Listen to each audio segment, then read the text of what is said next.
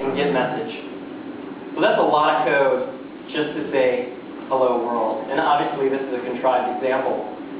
But you're probably wondering, or you're probably saying to yourself, well, that's a lot of code to do just that. Well, the compiler thinks so as well. And so if we can switch back over to the other slide, I'd like to show you what that compiles down to. Can we switch back? It's going to compile down to this. It's simply a string that says hello world. So the compiler has gone through those classes, through multiple passes, and it's seeing where it can optimize and where they're final variables, and it will inline those to this. So it's a very powerful programming model, and we do think that you get a lot of productivity by developing in this abstract, object-oriented way, but yet you don't suffer any performance hits, and actually you benefit because you're able to get a lot of performance gains because we are optimizing for each web browser, and you, the developer, don't have to worry about those. You can build the best app possible. So please try it out. I don't think you'll be disappointed if you do. I'll hand it back to Fitz.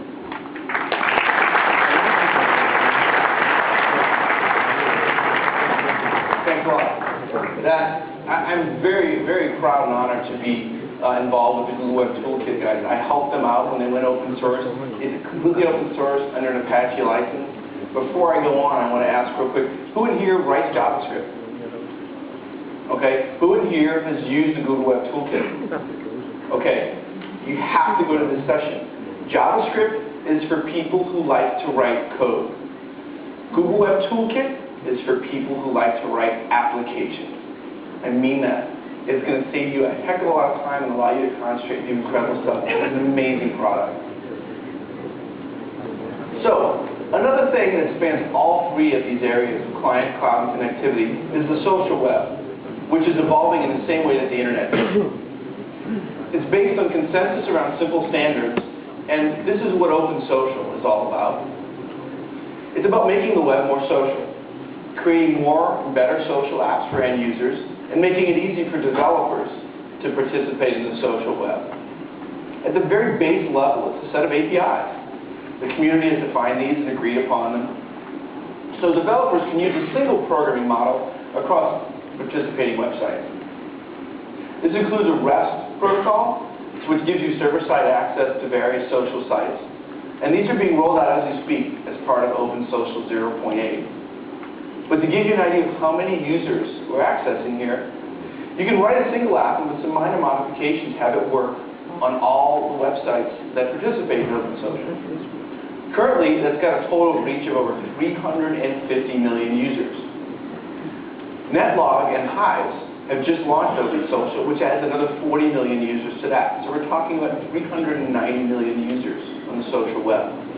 And we've been really surprised at how it's grown into a vibrant community of developers, containers, and applications, and of course, finally, users. So Open Social is an open standard. It's nurtured by an open community and a nonprofit organization, the Open Social Foundation, which you can see at opensocial.org. There's also a reference implementation called Shindig at the Apache Software Foundation, which makes it easier for sites who are adopting Open Social to launch quickly by using Shindig. You know, you've probably all heard of the Apache Software Foundation. Over 50% of the web servers on the net run the Apache web server. There's Tomcat.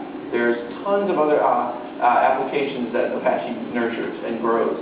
But Apache isn't just about the code. You know, open source code, there's tons of it. Apache builds communities around this.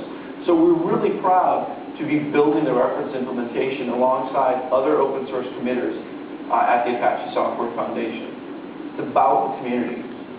We've got a session and a code lab about Open Social today, so you can take a look at those if you're interested. And I can't wait to see some of the great apps you guys are going to build with that. So, with that said, I hope that this talk gave you guys a glimpse into some of the things that we're doing for developers. And this is only the tip of the iceberg. The rest of the day, we've got a lot of really in-depth technical sessions and code labs. And the last thing I want to leave you with is that the web is the preeminent platform of our time. And it doesn't belong to one company. It belongs to you. It belongs to us. It is our platform. So together, we can continue to innovate and move it forward. And I'll be around for the rest of the day to to discuss this with any of you who are interested. And I hope you really enjoy your day. Thanks a lot.